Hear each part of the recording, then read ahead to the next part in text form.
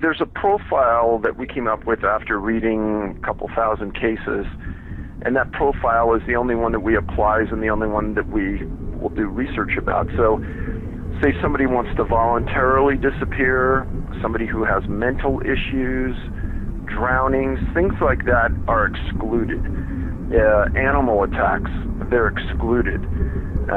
Things like that that would be the vast bulk of the missing persons cases, we don't look into them. But after reading many cases, you start to see certain oddities fall out of the group. And again, these aren't easily found, and a normal person would never find them, and a person working on a search and rescue team in a county would never understand this unless you looked at cases, and I'm talking thousands of cases from primarily North America, but there's a small percentage that are falling outside the U.S. as well. In fact, in the last year, we've found a big association between cases in Australia and cases here in North America, and the oddities here have carried over there in the last century as well. But yeah, the normal cases that you hear about in the news, no, we don't work them, but if they do fit the profile, then we count them.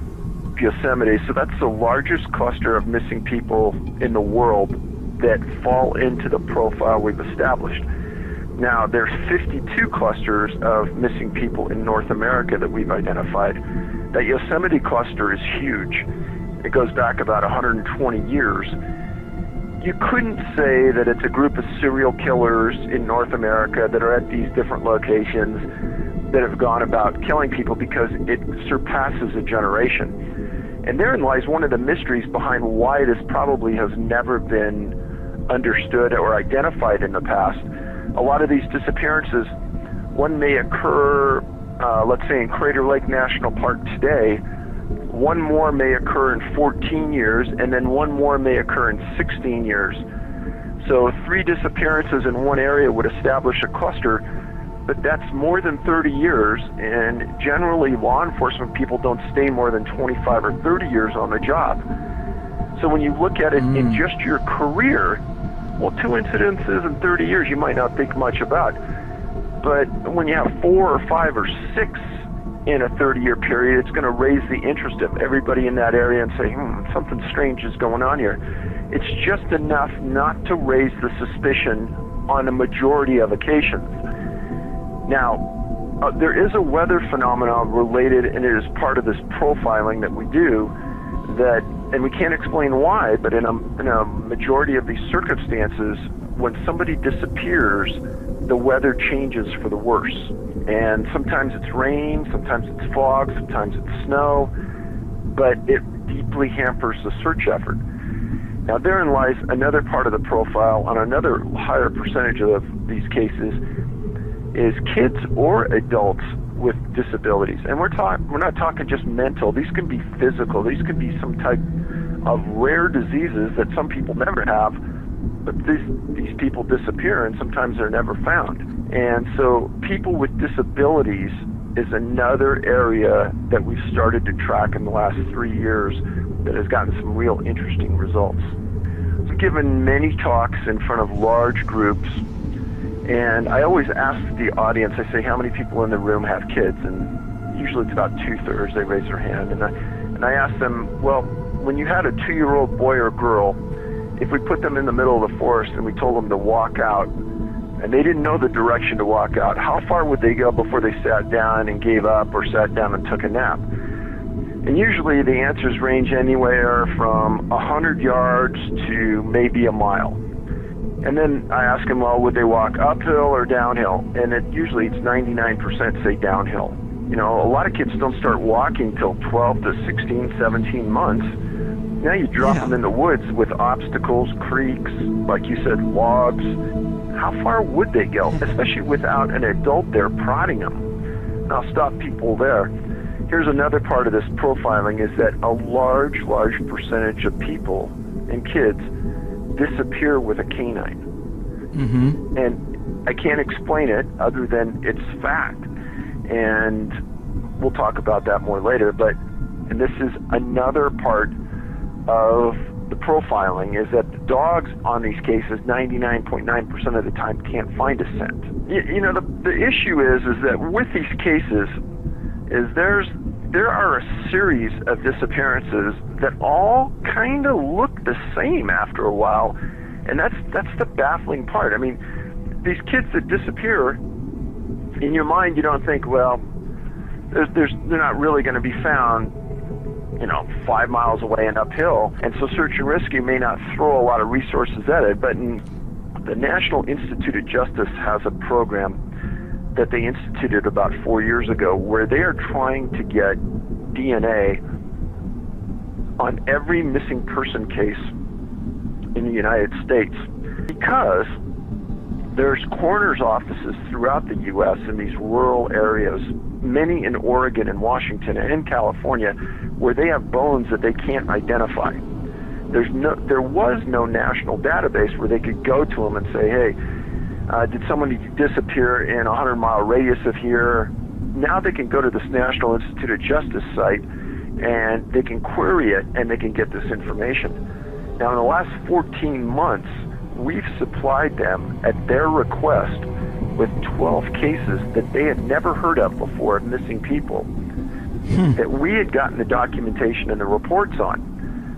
Many of them came out of Oregon and Washington, where they have this classification, or the sheriff's office or the police department lost the report and just threw away the case by accident. We got the documentation back. We went back to them. They revived the report. They confirmed that the person's still missing. The Department of Justice now has this information, or the National Institute of Justice now has this information. So I like to say that our work has done some good in this long-term process of trying to identify people. In these books, in each story, there's at least one or multiple notes about where this information came from, and the articles and the author, etc. So if there's ever any question about the veracity of what I'm saying in here, you can always go back and check, and you can see that this is exactly what was said. Many times we get the search and rescue reports or directly straight law enforcement reports, and I know it's phenomenal to hear these things, and you think, oh, you know, this is just an isolated case. But that's what makes the books interesting, is that these aren't isolated cases. And many of the stories that I write about, these people's clothes are found in close proximity to where they disappeared, even before hypothermia could ever have set in. Many of the small kids who find that they stripped their clothes, the parents say they didn't even know how to take their clothes off. So I think there's a little more to this than everyone kind of understands, in that it's a convenient answer to a very complex scenario. And as you'll see, so as I've told this before, and our group has talked about this at length, what's the one thing about shoes that may be different about everything else we wear on our body? And I always ask people to think about this. And the one thing we've come up with, and we're not saying this is a reason or it's not, but the one thing about shoes that's different than everything else we wear is it's probably the one place on our body that has the most bacteria. And I don't know what it means. That is the one thing that's different. Now, I bring up Crater Lake because there's been 5 or 6 boys under the age of 14 that have disappeared in or directly around Crater Lake under really, really suspicious circumstances. One boy was with his dad and his grandpa, and they were looking for a Christmas tree right on the outskirts of the park in an area where there was nobody. And they lost track of the boy for a short while. Just after the boy disappeared, it started snowing, and it continued snowing for days.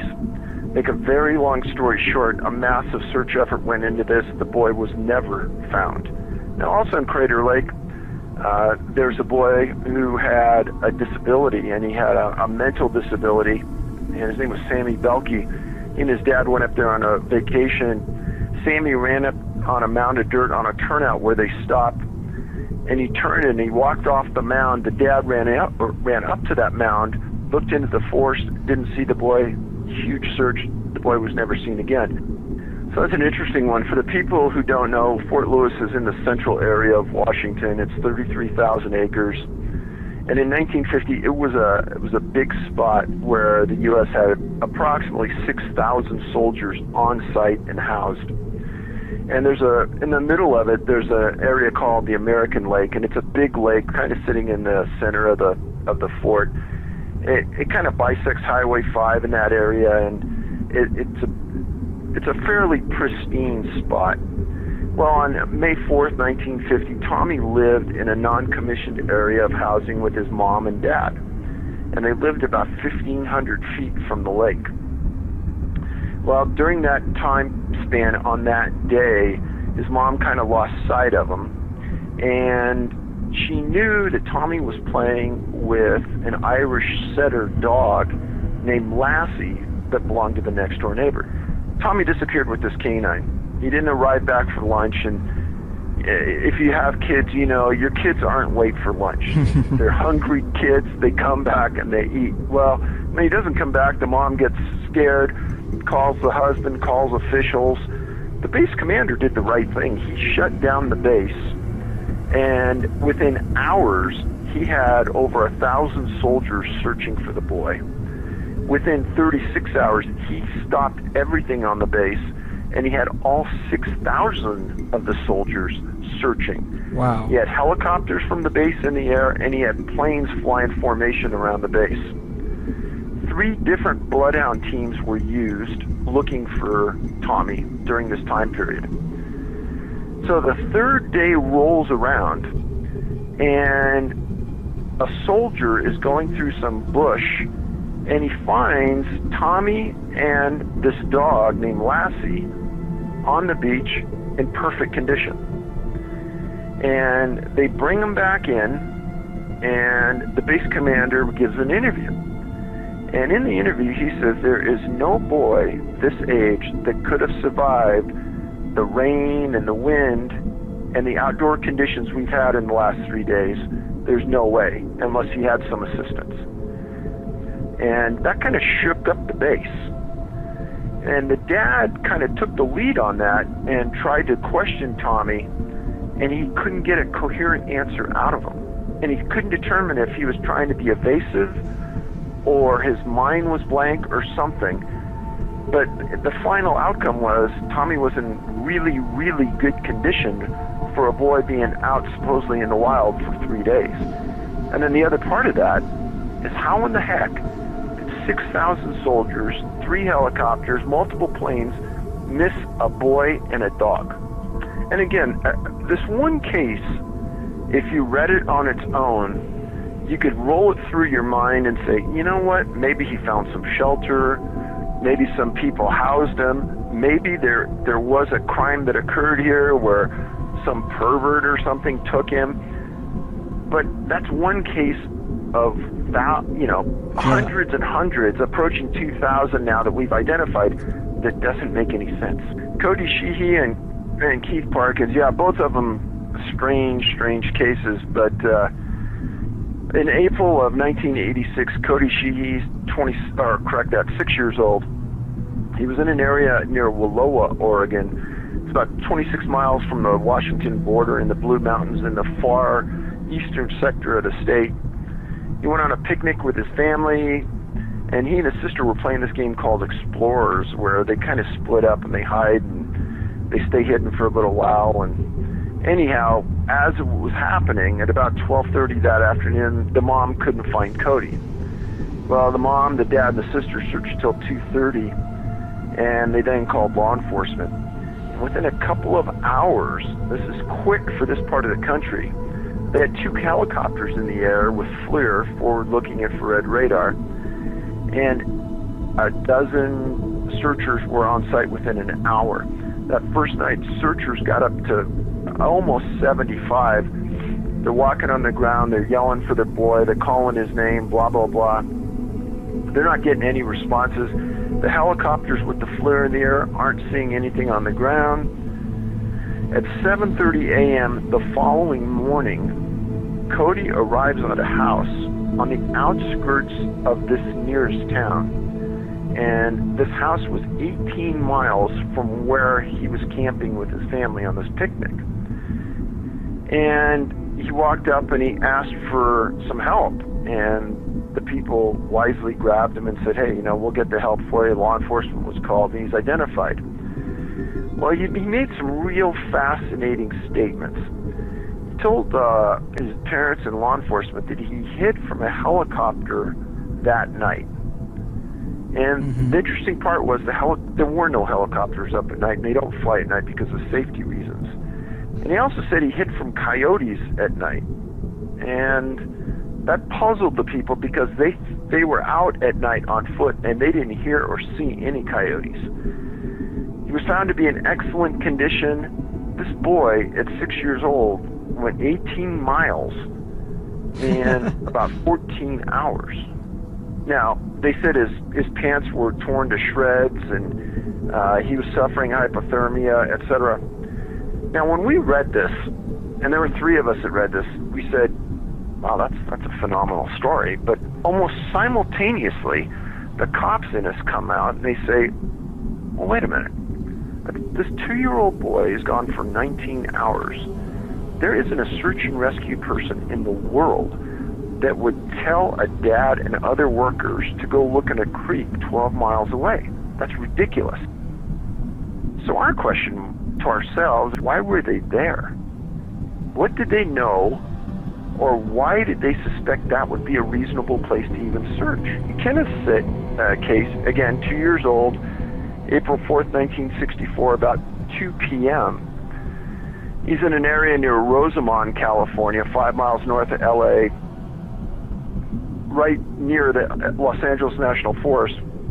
His family took a trip, and they got into this area, and somehow or another, Kenneth got away from them. Well, the parents called the CHP, California Highway Patrol, National Guard, Kern County Sheriffs.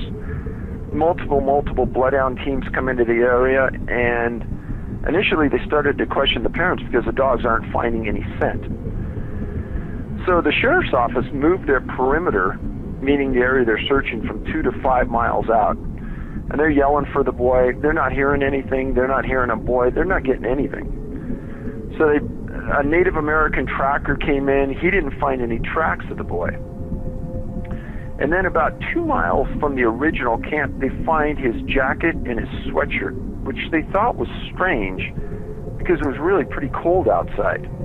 And then later on, they find him lying on a ridgetop on a cliff 7 miles from where he originally disappeared, and 1,000 yards from the sheriff's command post, which they had moved.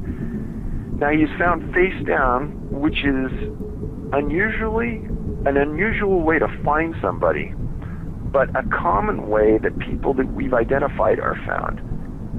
Now, the original story was that he was chasing a rabbit and got away from his parents. Well, there's multiple issues about this that don't make sense.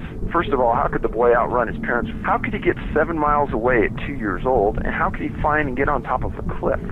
You know, I think that if you have kids, I think a parent is probably the best judge about the strength and the ability of their child, and I haven't heard too many say that could happen. He was at kind of the foothills of the Sierra, the South Fork of the Mokelumne River in Calaveras County, June 9th, 1940, 5 years old, about 10 a.m. His family went up there for a trout fishing trip. His dad took a couple of the sons up the river, and as they were coming back down, Larry disappeared. Now, it's a pretty good-sized river, and so I think initially the thought was maybe he went into the river.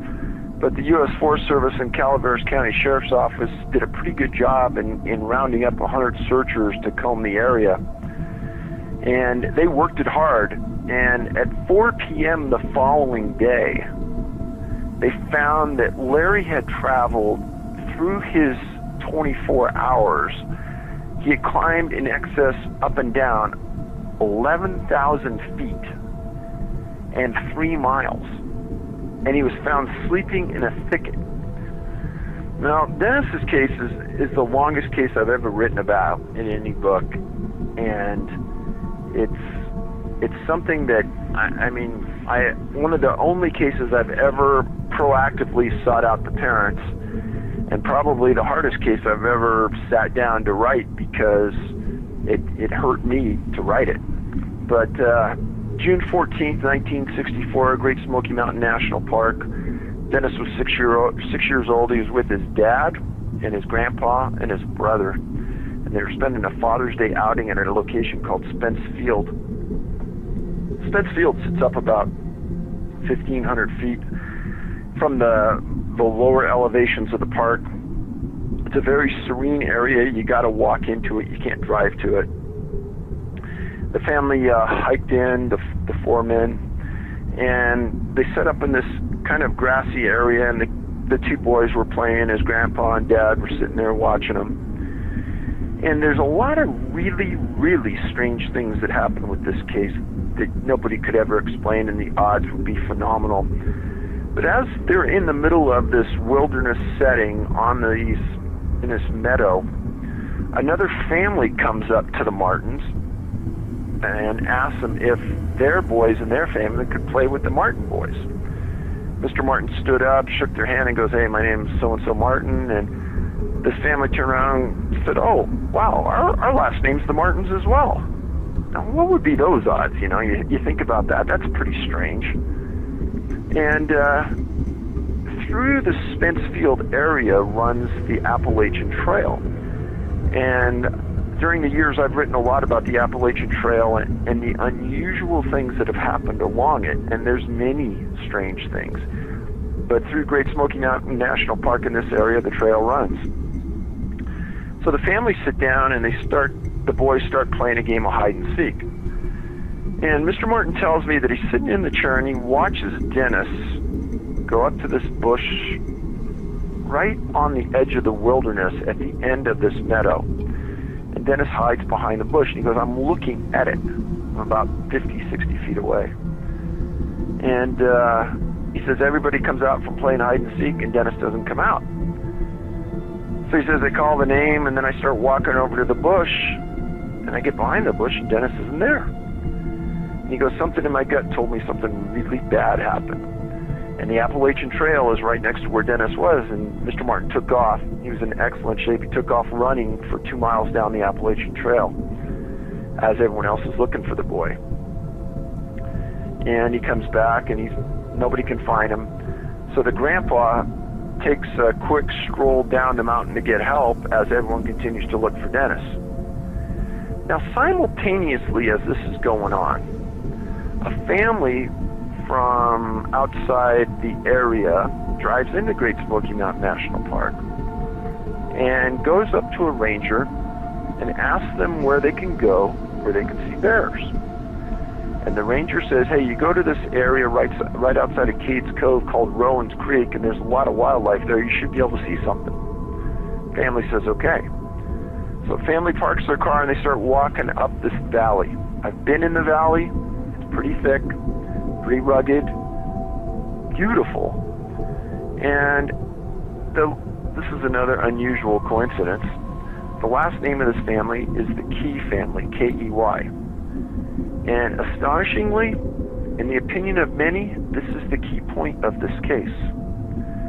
As the family is walking up Rowan's Creek, their 12-year-old son says, wow, Dad, look at that. And he points up a hill that's in front of him. He says, I think I see a bear. At about this time, the family hears this scream, described as earth-shattering, the loudest scream they've ever heard in their life. And they look up the hill and they see this thing hiding behind trees, apparently trying to avoid detection by the family. And the dad says, well, son, I don't think that's a bear. I think that's a man. And this thing continues to dodge the trees, but the people get a pretty good look at it. And eventually they lose sight of it and they go back to their car.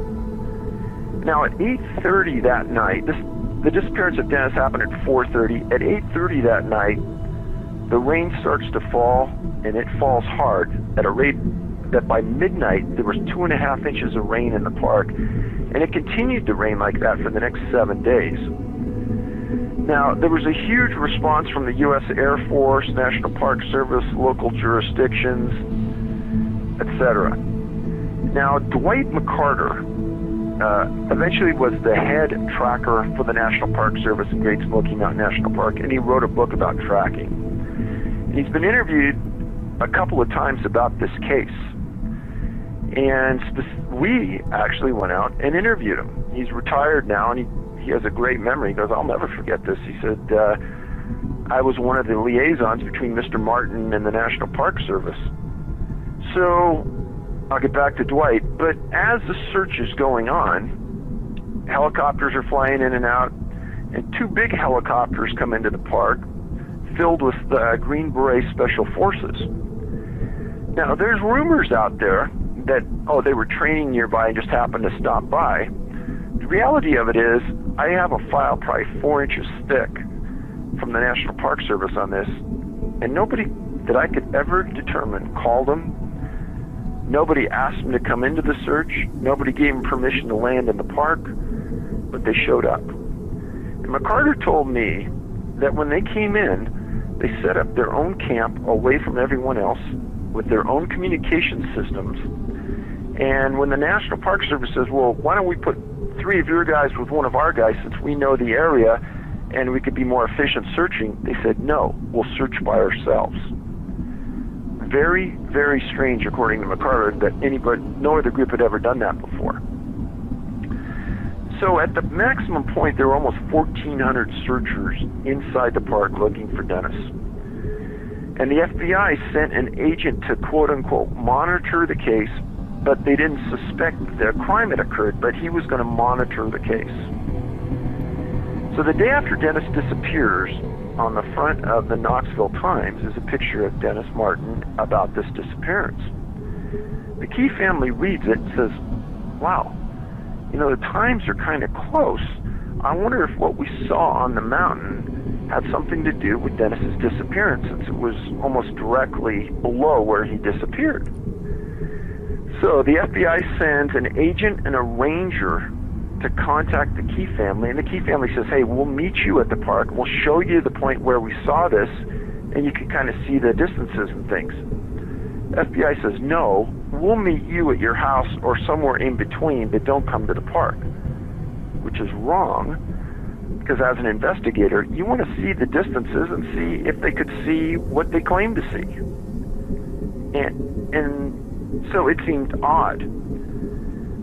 And Mr. Martin had an agreement with the FBI and the Park Service that any leads that they had on this case, that they would immediately come to him and tell him. He never left the park. He stayed in the park for 6 weeks, nonstop, helping, looking, kind of being the eyes and ears.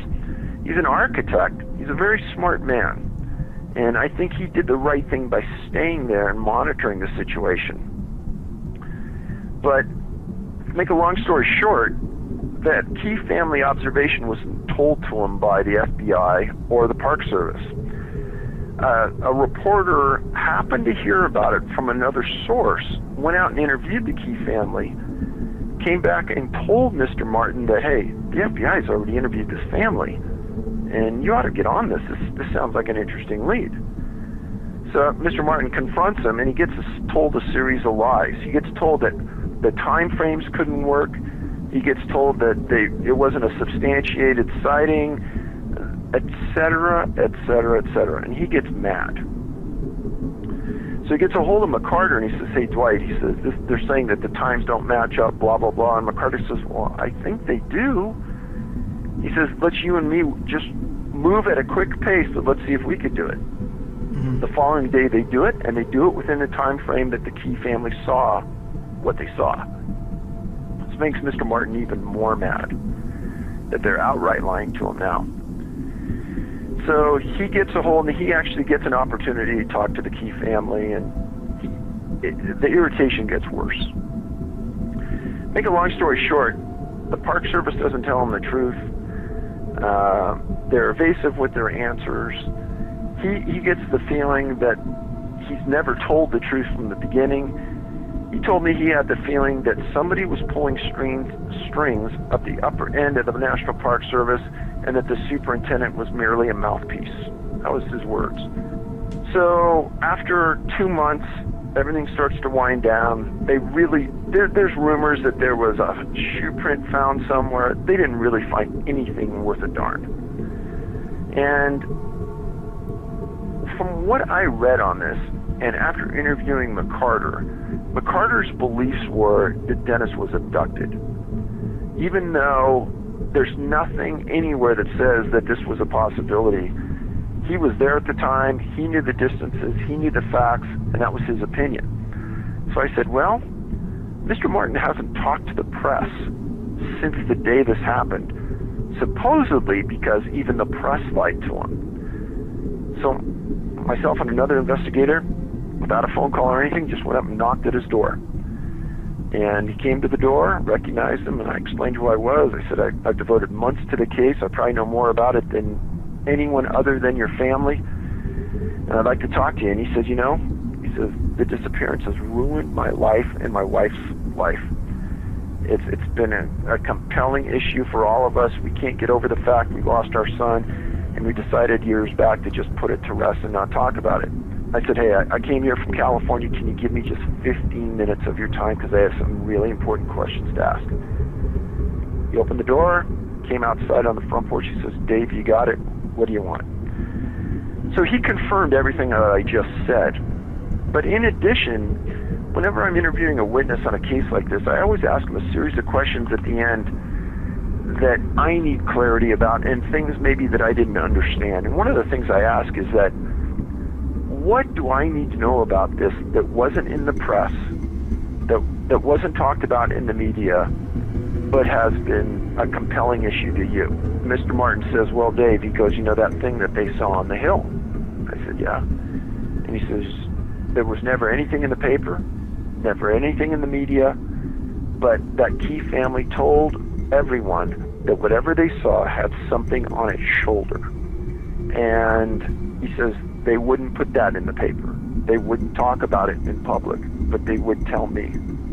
When I started to look into this case, there were several others in the general region that disappeared.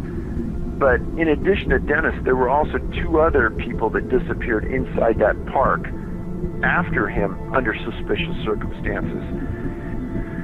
Well, one of the things in the latest book that I wrote about is I got pretty lucky. I was in a national park, maybe it's a year and a half, 2 years ago now, with another investigator.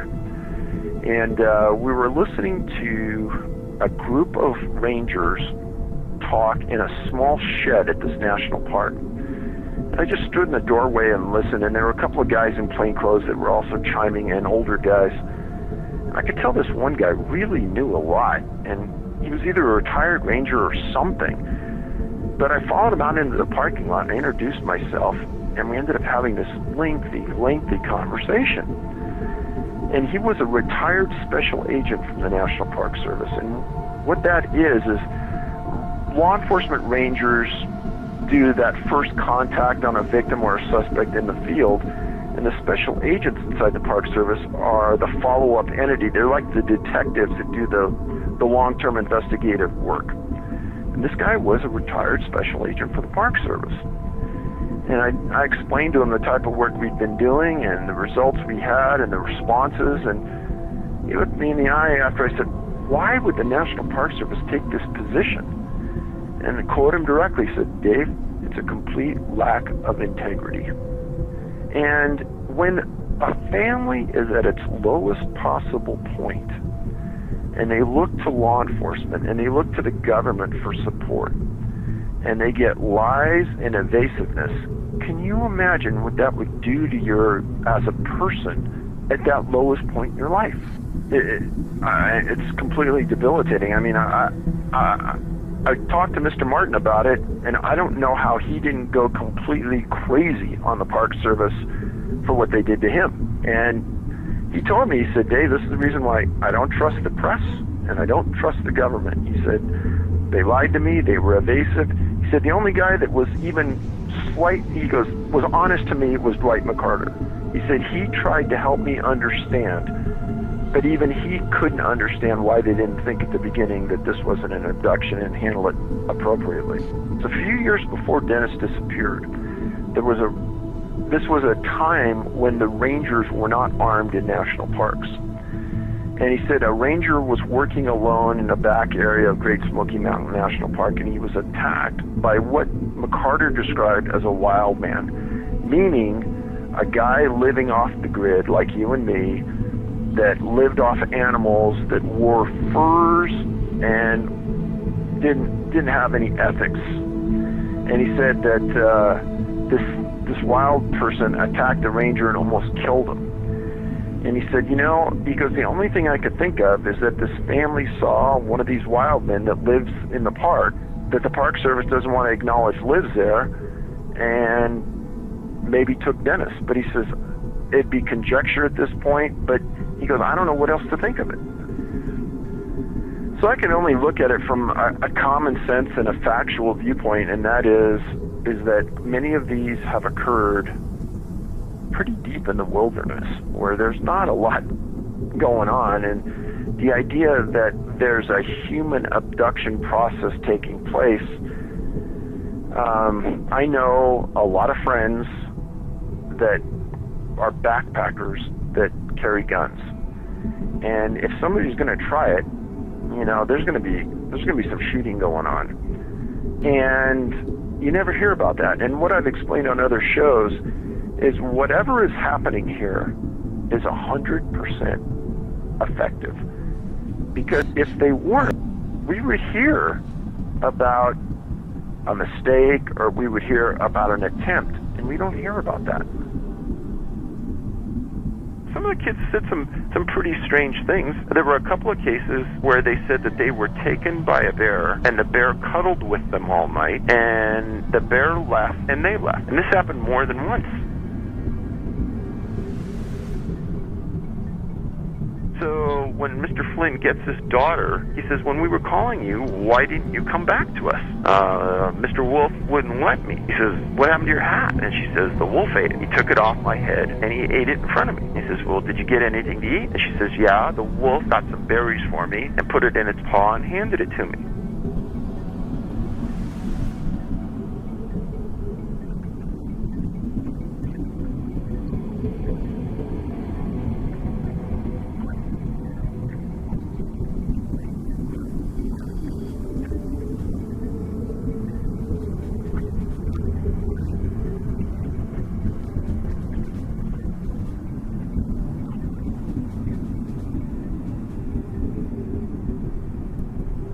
First of all, for people that know, the area specifically that I write about is very high up in elevation. It's above timberline. There aren't a lot of trees. There's a lot of water and a lot of lakes. And there's a couple incidents, and there are many incidents that I write about where a child disappears while they're at a summer camp with a group of kids or in a group setting with a lot of kids.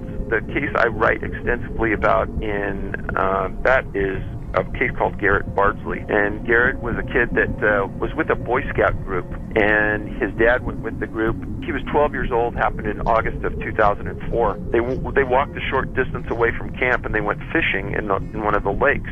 Short time after Garrett was with his dad, he slightly fell in the water and he got wet, and he told his dad he was going to walk back to camp and change. And his dad could watch him almost the entire distance until he hit tree line between themselves and the camp. He went into the tree line, his dad fished, waited another 10 minutes, Garrett didn't come back, he started to look for him, then went back to the camp, nobody saw him. Giant search ensues. And the only thing they found is they found one of his socks in a boulder field up above where he disappeared. Two things about that are fascinating to me because of all the cases I've read. People disappear in boulder fields. I have no idea why. I have no idea what the assimilation may be. Second reason is that footwear and socks tend to come off when these kids disappear. Again, I don't know why. It doesn't make any sense. But that sock was up above where he disappeared, and that doesn't make any sense because the path was obvious on where he was walking back to. There was no way he could have detoured and gotten lost. There's a story we talked about in the Rocky Mountain National Park, an individual named Alfred Beelarts that disappeared in 1930. And Alfred was a very small boy, 2 years old, and he was camping with his mom and dad along a river in the middle of the national park. They were starting to walk up the side of the river, and Alfred got behind his parents just a little bit, and he disappeared. And the parents Alfred was 4 years old. This was in 7/2/1938. His parents thought he fell into the river, but they weren't sure, and they didn't think so because they would have heard something, because this isn't a huge river. And the Park Service came out, and immediately they focused on the water, as is normal in search and rescue. And they went to the point of getting permission to shut down the river. They dammed it, and they searched under every boulder going downstream for 3.5 miles. They didn't find anything. So then they think, well, maybe we ought to start looking on the land. So a couple days later, they bring in some canines, and they track it uphill, which is weird, because if you know anything about search and rescue, small children and most people walk downhill when they're lost. Well, they went uphill. Canines went uphill for about 1,000 feet. They stopped at a fork in the trail, and the dogs sat down and said, well, that's enough. We're not going any further, which is odd canine behavior. And the other thing you'll find in a lot of these cases is that dogs, whether they're dogs with the people that disappear or dogs that return after the people have disappeared, or the response from bloodhounds, canines, and search dogs, the dogs play a predominant role in many of these disappearances, and the behavior is very unusual. So these dogs sit down. Well, unbeknownst to everybody, about 2,500 feet further up the mountain, there's a husband and wife that are backpacking, and one morning they wake up and they thought they saw something or heard something about 750 feet above them on a rock ledge. They both look up and they see a little boy walk out to a rock ledge, and they're looking at it and they can't believe it, and they only see him for 5 to 10 seconds, and then the boy turns around and walks back off the ledge, and he's gone. And these people know exactly where this boy was at, and they said there's no way this kid could have gotten to that location without assistance in some means. Well, they didn't know that Alfred had disappeared. They didn't know there was a huge search party until they got home, until Denver read the newspapers. They drive back to the park the following day, and they tell authorities what they saw. And they were shown a picture, and they said, yeah, that was Alfred in their mind. Search parties go up there, and the location where Alfred was seen is a place called Devil's Nest. And I write in the book, and I say that locations in mountains, just like names of lakes, hilltops, ridges, they get these names for a reason. So the searchers, 40 people, scour this mountainside for 3 days, and they don't find anything of this boy or any remnants that he was there. Now, as I go further, and I'm not going to explain it all, but there are a series of events that happened at this park, all in the same time frame, that are beyond belief and beyond explanation, that you'll never hear about anywhere else. And unless somebody went there like us and did something stupid like spent days scouring the archives, you'd never hear about it. But it all seems too coincidental that all of these series of events and all of these missing people all occurred within this Rocky Mountain district in a time frame that doesn't make any sense. There's a case out of the Northern Cascades where a mom and a son were picking berries in the middle of the woods, and these people were in the middle of the woods. As they're picking the berries, the mom's maybe 50, 75 feet, not in line of sight of their son, but they hear a scream. The woman starts to run towards the direction of the scream. The scream gets further away, and it's a more muffled scream the second time. She runs faster, and barely a third scream, but the kid's never found. Now, this is a Native American woman, so they bring in a tribe of Native American searchers, and they never find the boy. This occurred decades and decades ago. For people that don't understand, if it was my son that's missing, I want Native American trackers on it, because these guys were some of the best in the middle of the 20th century. They looked for subtleties that most searchers don't look for, animal signs, tracks, etc. Well, they didn't find any animal tracks, they didn't find anything, and they never found the boy. Now, what's interesting is you fast forward 30 years, there's a boy that was in a camper near Wenatchee Lake, again in this same area, probably no more than 20 miles away from where Pankinen, the berry picker, disappeared. This boy was in the back of the camper with their cat and his younger sister. This boy again was sleeping, and the parents were just walking through the woods, kind of enjoying the sight, and originally they were there to hunt. So they kept the camper in view at all times. They wanted to make sure that they didn't get too far away. This was October 1973. His name was Jimmy Duffy. He was 2 years old. And they walked behind a set of trees just momentarily, and they hear a scream. And they run from behind the trees, and they see the camper door open. They run as fast as they can, and they get up to the back of the door, and they look inside. The daughter is still asleep, and the cat is still asleep. And Jimmy is gone. So, again, I write to the sheriff's office, I explain what we're doing, and I ask for copies of the report. They never had any copies. They said, wow, we don't even know anything about this case. He must have been found. I said, well, the best we could tell, he's never been found. So they go back into their archives, and they search, and 2 months later, they come up with the case, and they say, you're right, he's never been found. Thanks for doing this. And they mail me copies of the report. Well, the sheriff's office, right from the onset, started to accuse the parents, and they laid on this for 2 or 3 weeks in the reports. And God, I felt bad for the parents. They sent them to Seattle police. The parents took polygraphs, and they were completely exonerated. What's unnerving about it is not only they lost a lot of time on the case, but law enforcement, there's no way that they understand that this has been going on right in that Wenatchee, Northern Cascades area for 60, 70 years under the exact scenario I just gave you.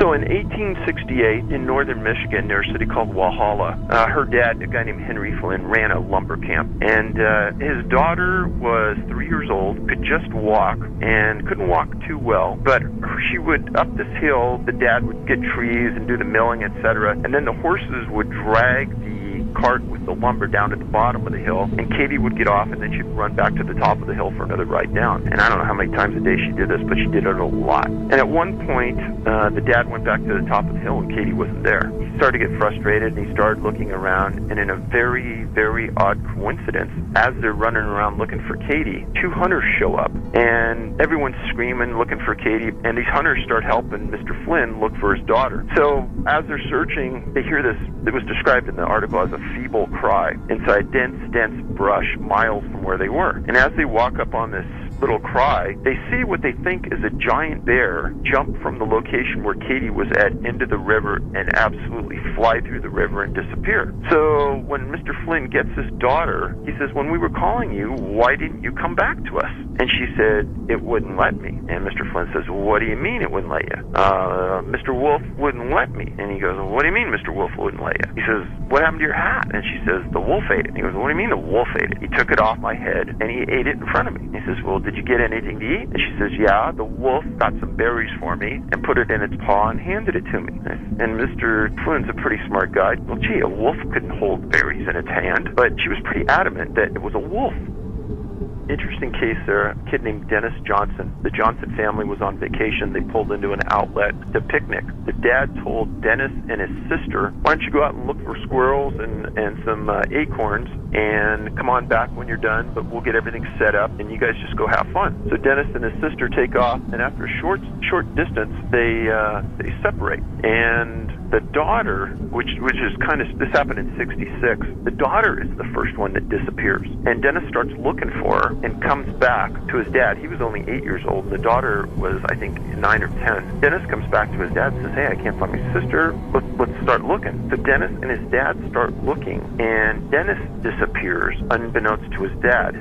They split up. His dad comes back to the picnic area, and a ranger drives back in a car and says, are you missing a daughter? He says, yeah. Well, at a campsite at 2 miles away, a girl walked up, and we have her. And he goes, well, that's great, but now my son's missing. So again, that happened in July of 66. Dennis was 8 years old, and they searched for Dennis for weeks, and they never found him. What's unusual about that event is that about 3 miles from the site where Dennis disappeared, we did get the FOIA on this, and in the reports it said that they found some kind of shelter area where something large was sleeping under, and they didn't call it a den, they called it a shelter area. That's the second time I've heard that wording used on the disappearance of a young boy. That happened also in Crater Lake, where they found a shelter area up above where another boy disappeared with his dad. Now, Dennis Johnson and Dennis Martin, who disappeared from Great Smoky Mountains, I don't put a lot into disappearances and things and familiarities, but I gotta say that I wrote about this and it bothered me. So Dennis Johnson and Dennis Martin were both, Dennis Johnson was 8, Dennis Martin was 6. And Dennis Johnson's dad's name was William, and Dennis Martin's dad's name was William. And they both disappeared in a national park wearing a red shirt. And they both disappeared within years of each other. And I wrote about that in the book because, again, it's not that frequent that kids disappear and are never found. But both these Dennises disappeared and they were never found. And the report specifically indicated that William Johnson and William Martin waited at that park long after the search was over, searching for their boys.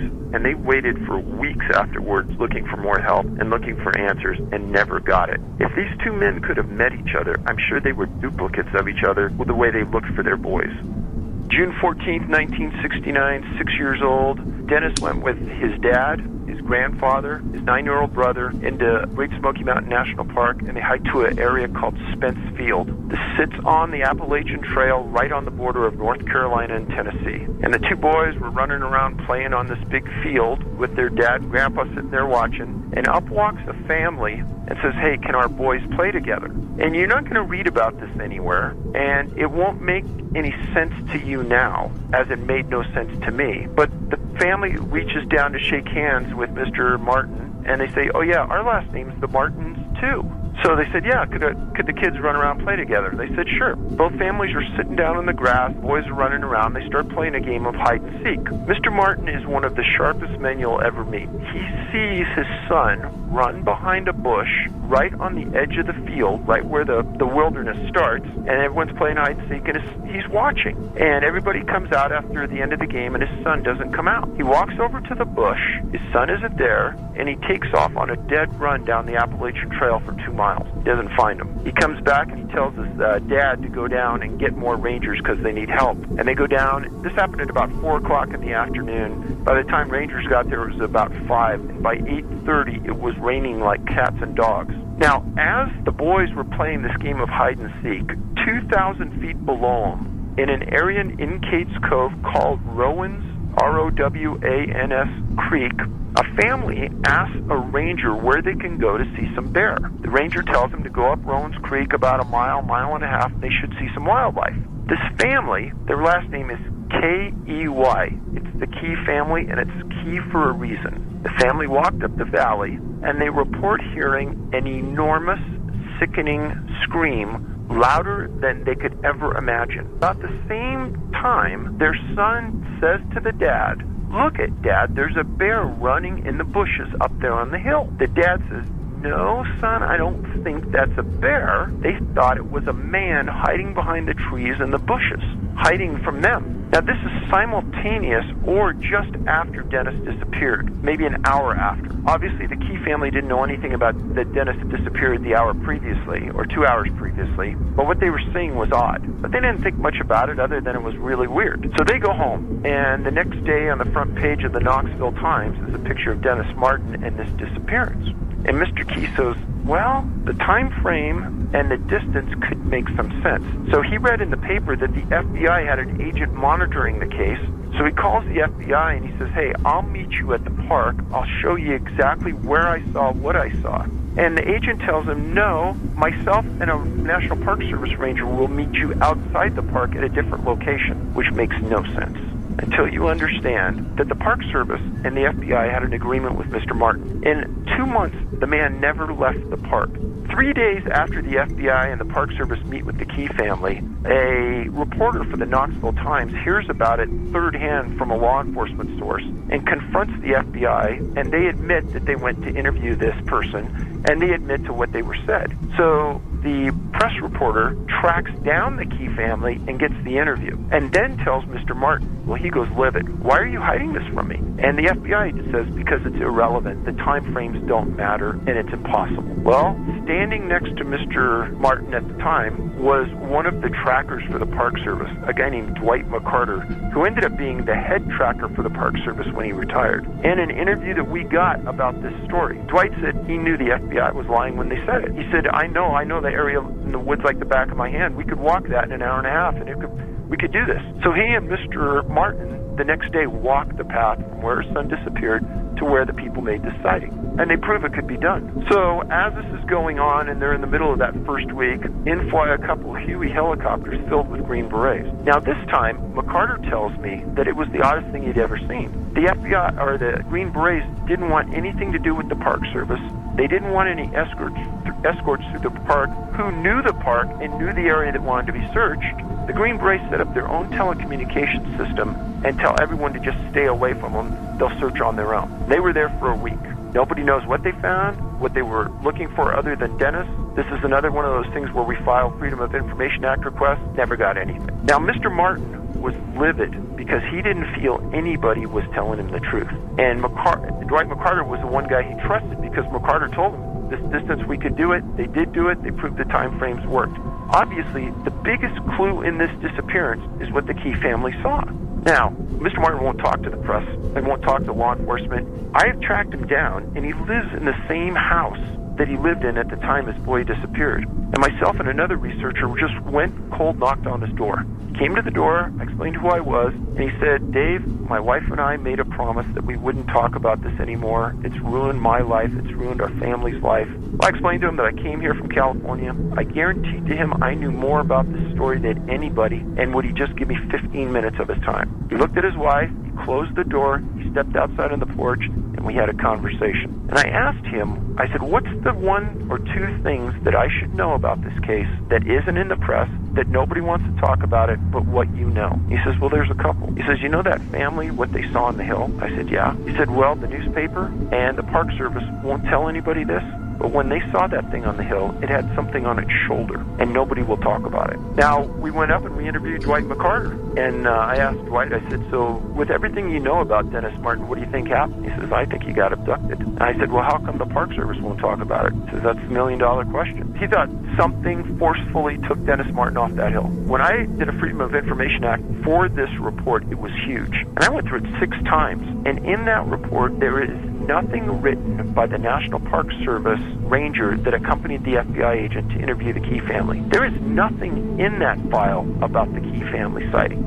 Now, what McCarter told me is that, I said, well, how could the Key family, their son, misinterpret a man for a bear? That's a hard misinterpretation. He told me that there are a series of wild men, meaning people like you and me who live off the grid that wear animal pelts up there in the woods, and the Park Service can't control it. And he said at the time, about a year or two before Dennis disappeared, a Park Service ranger was attacked by one of these people and nearly killed because the person that attacked the ranger was armed. But at the time, the National Park Service enforcement rangers were not armed. So his feeling was that one of these wild people that lived up there took Dennis. But he goes, it's just conjecture, but I do still think he was abducted.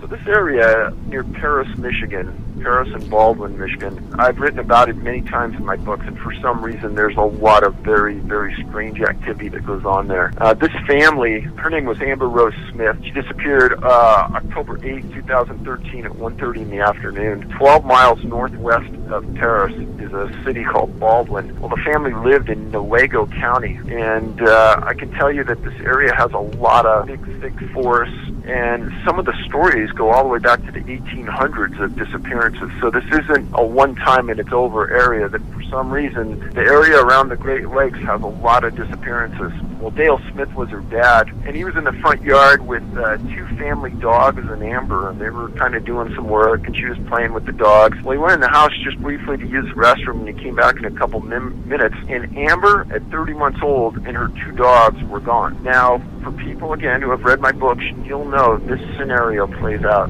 time after time after time.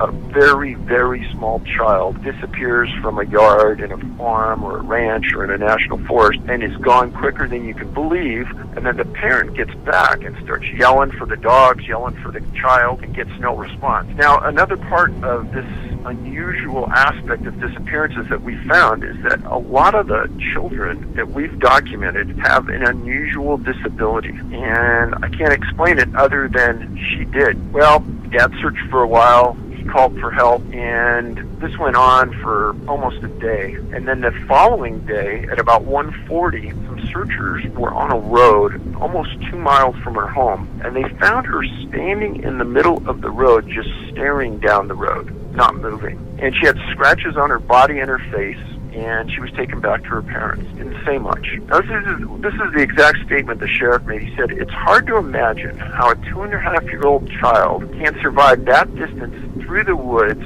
with temperatures that reach down into the 30s through the night." And he went on to say there's some that aren't convinced that she walked that entire distance. Maybe she was dropped off. Those are things that we might have to determine in the future. Now, you and I and other parents out there know that a 2-3-year-old kid, we know how fragile that is and really how far they can move through the woods alone. And for this sheriff, it's one of those rare times where a law enforcement person came out and said what's obvious to all of us.